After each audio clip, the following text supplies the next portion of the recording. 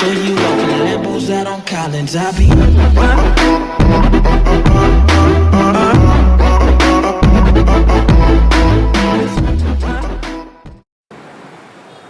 Hello friends, welcome to Everything Unit. In the series of DNP, that is Data Network and Protocols, we have been in the great series, that is IPv6, IPv4, all addressing modes, flow control and error detection. In this video, let us see about TCP and UDP. In the world of internet, everything follows a standard for data transmission over internet, likely an OSI model. In OSI model, generally there are 7 layers, out of which we are going to talk about protocols that are used in the transport layer. In this transport layer of OSI, we majorly use two protocols, that is TCP/IP and UDP. TCP/IP stands for Transmission Control Protocol and Internet Protocol, whereas UDP stands for User Datacom Protocol. Now let us see each of them in detail. About TCP. TCP is a standard internet communication protocol that allows digital computers to communicate over large distances. You can understand this with an example that here is a sender, which is a device, and here is a server, which is a receiver. Here the data exchange is happening from the sender to receiver and receiver to sender, that is two-way communication. TCP and IP are two separate computer network protocols. IP, that is Internet Protocol, is the part that obtains the address to which data is sent, where TCP is responsible for data delivery once that IP address has been found. As we have discussed that TCP and IP, TCP/IP are different protocols, where IP works to find out the address to that the sender has to send the data, where TCP is the standard that makes the transmission possible by delivering the information from the sender to the receiver. Let us see about TCP header. In the TCP header, which is of 20 to 60 bytes, we have several ports like source port address, destination port address, sequence number, acknowledgement number, HELN, that is header length, reserved bits, those are URG, ACK, PSH, RST, SYN, FIN, and the window size, checksum, urgent pointer, and other options and padding, which is up to 40 bytes. Now let us see each of the section in detail. Port address, so source port address. This is a 16-bit field that holds the port address of the application that is sending the data segment. That is, we will have ports in our computer from 0 to 65,536, out of which we use several ports for the communication with the several servers or devices. Here in this field of header, we are specifying the source port address, and as the receiver would also have many ports which are working with the different fields, we are specifying the port address that the receiver is going to receive after the transmission. This is the destination port address. Destination port address is a 16-bit field that holds the port address of the application in the host that is receiving the data segment. And let us see about the next field, that is sequence number. Sequence number is a byte number of the first byte that is sent in particular segment. It is used to resemble the message at the receiving end if the segments are received out of order. That is nothing but here the source is sending the set of data. That is, here we are going to send 0 to 9 segments, out of which the window size might be only 3. So we send 0, 1, 2, 3. So 0, 1, 2, which are 3 bytes. Now the sender will send by sending the SYN acknowledgement that he is sending the data from 0. So that is the sequence number that he is going to keep in his header whilst transmitting the data. In the acknowledgement number, that is received, that is acknowledgement from the receiver to the sender, it would have the number that the acknowledgement number is a byte number that the receiver expects to receive the next field. It is an acknowledgement for the previous bytes being received successfully. This is nothing but in a communication. Let us see with an example. Here, this is the SYN acknowledgement that the sender is giving to the receiver. In the previous case, we know that sequence number. That is, let us example here the sender without SYN acknowledgement. After the SYN acknowledgement, he is sending the set of data from 0, 1, 2, which is a window size of 3. So he would say to the receiver with an sequence number having 0 value. That is, he is sending the data from 0th locations.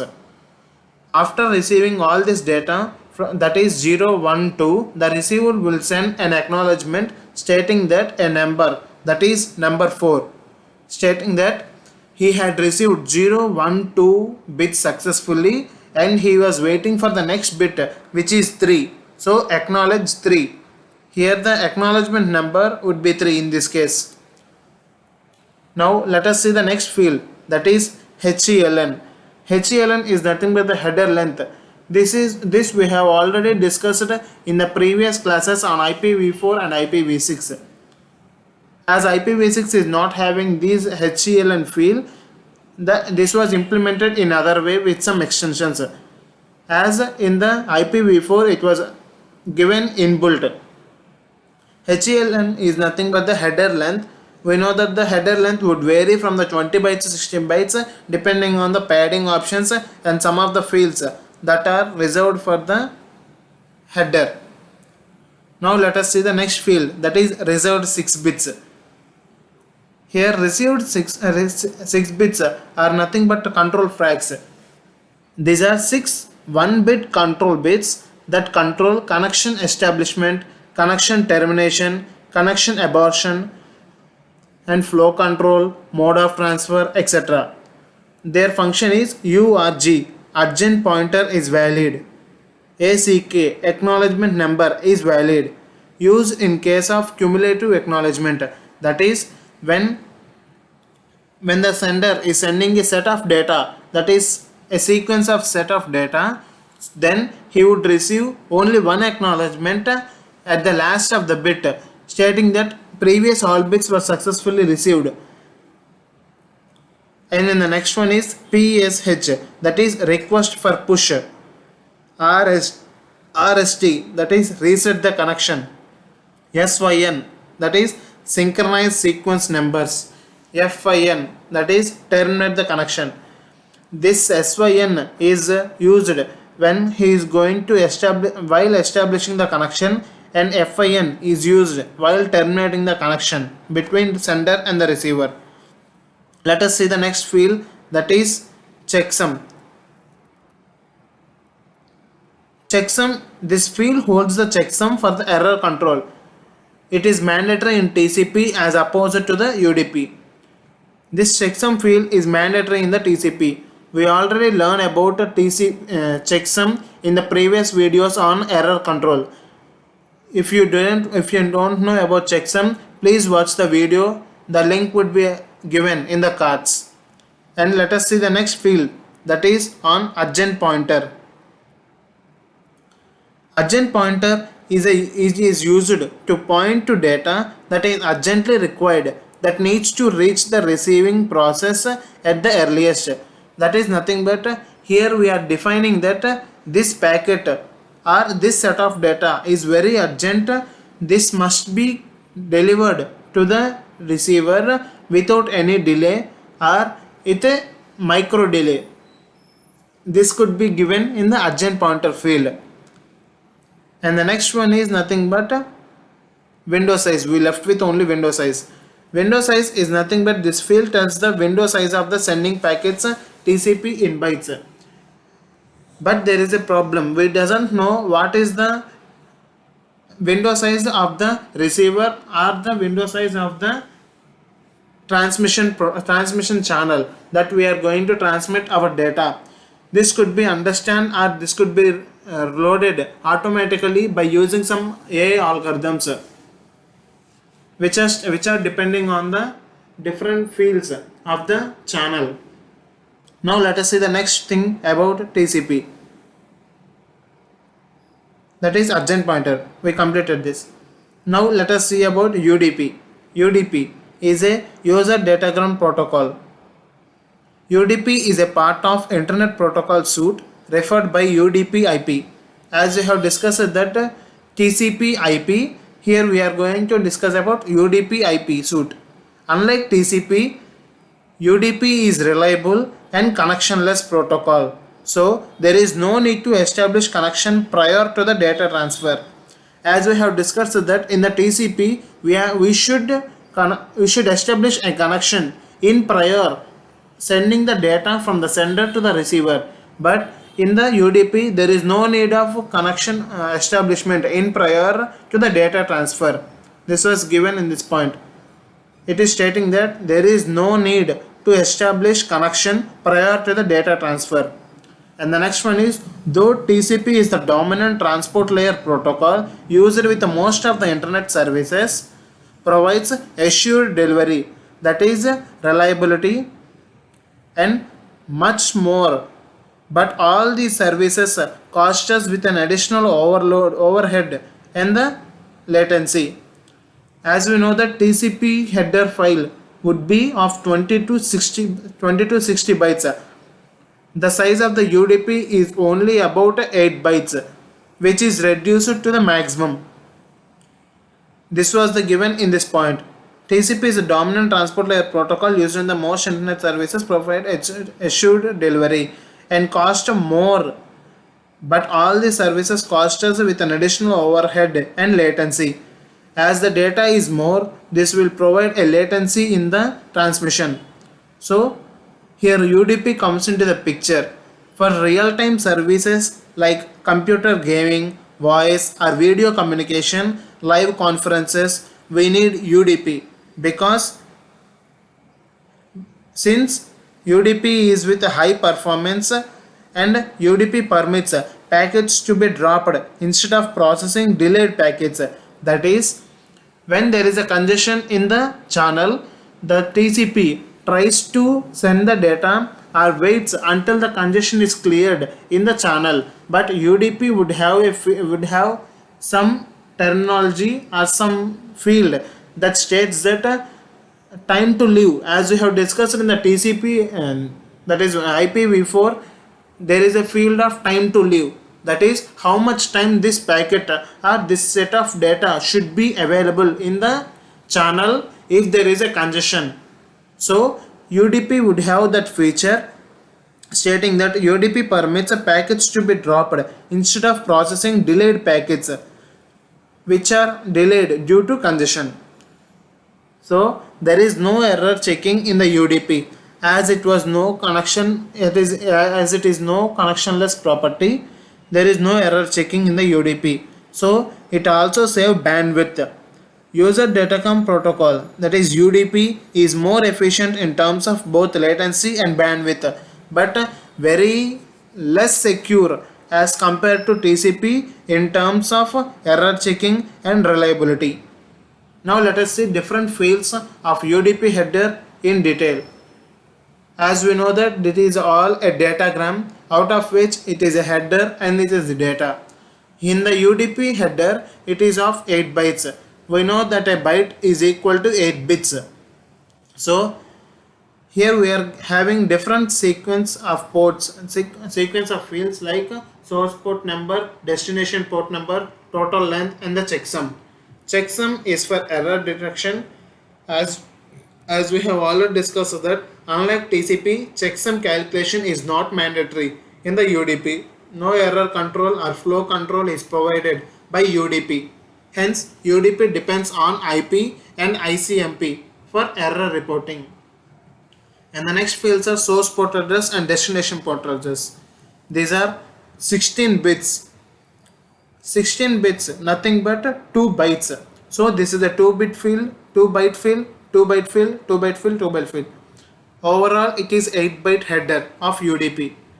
Source port is a 2 byte long field used to identify port number of the source. In the same way, this destination port is used to identify the port number of destined port are nothing but destination packet at the receiver. And the length, total length is nothing but 16 bits, which is 2 bytes, defining that length of UDP including header and the data, that is whole datagram. It is defined in the length. You might have know that you might have some doubt that why we are using this 2 byte data, wasting that saying about how much the header is, how much the data is in total datagram. Because while receiving the data in the real-time projects, we need less time to identify which is header or which is waste part and which is our need or data or payload part. So to distinguish these header and UDP, we need exact location out of which the header is located and after which the data is located. So this total length field will give us a information in prior stating that how much is the header. So this is the importance of using the total length field in the header format. Now let us see the differences between TCP and UDP by comparing each other. TCP is a transmission control protocol where UDP is a user datagram protocol. And the type of connection. Here TCP is a connection oriented protocol, which means that connection needs to be established before the data is transmitted over the network or channel. Where UDP is a connectionless protocol, which means that it sends the data without checking whether the system is ready to receive or not. That is, you could understand with this figure. In the TCP, it is establishing connection with the sync feature, and the receiver would give SYN acknowledgement. After seeing this SYN acknowledgement, the sender would acknowledge for his response. In this way, they would establish the connection before sending the or transmitting the data. But in the UDP, whenever there is a request from the receiver, the sender would give his data without even prior information or prior establishing of the connection between these sender and the receiver. So UDP is a connectionless protocol. And the next one is reliable. As there is a connection before transmitting the data in TCP, TCP is a reliable protocol as it provides assurance for the delivery of the data packets. And the UDP is unreliable protocol as it does not take the guarantee for the delivery of the packets. When compared to speed would have different features in mind. That is, as TCP header is very high, as TCP header would have more bytes of data that is to be transmitted, so it takes more time. Where TCP would have the checksum for the checking, it would take more time. And TCP is a reliable connection, so it takes more time for delivering the packets very safely from the transmitter and the receiver. TCP is slower than UDP as it performs error checking, flow control, and provides assurance for the delivery, as we have already discussed that. But in the UDP is faster than TCP as it does not guarantee the delivery of the packets. Even when the delivery of the packets was done, there was no guarantee that all the received packets are in the correct order and without any error, as there is no error correction in the UDP. And coming to the header size, the size of the TCP is minimum of 20 bytes, that is 20 to 60 bytes. But in the UDP, there are only 4 sets, that is source port, destination port, total length, and checksum, which are mandatory. Those are 8 bytes. The size of UDP is 8 bytes. Now let us see the next feature, that is acknowledgement.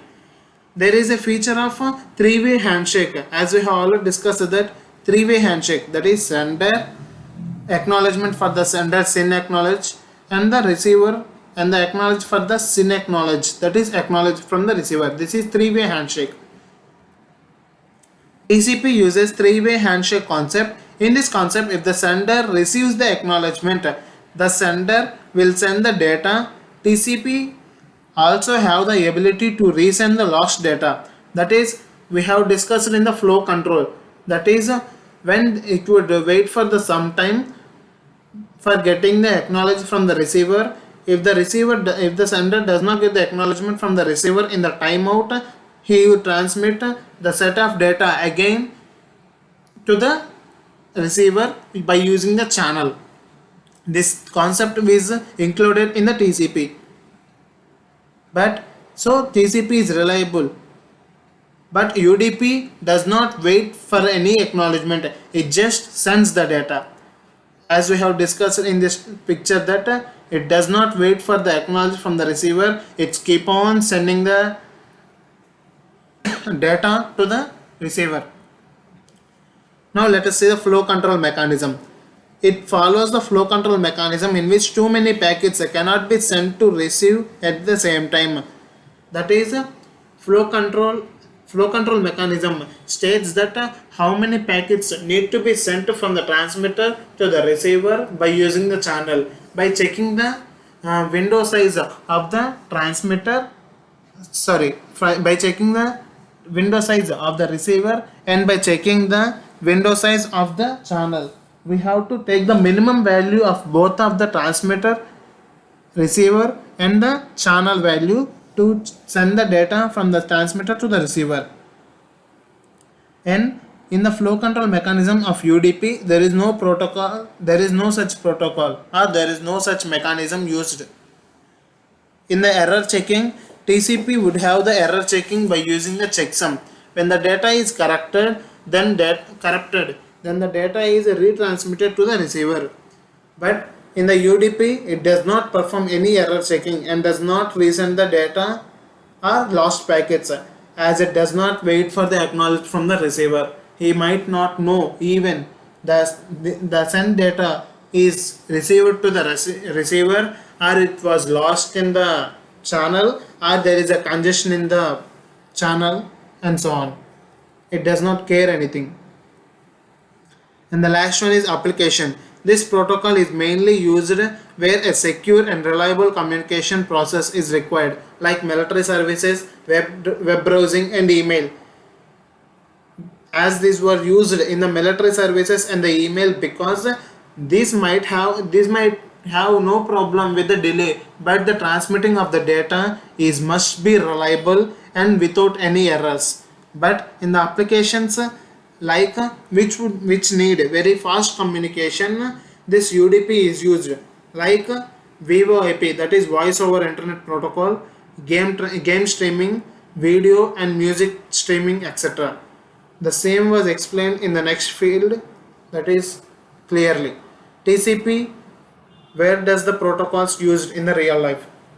TCP protocol is used almost anything or anywhere. We need to get all the data transmitted with a reliability.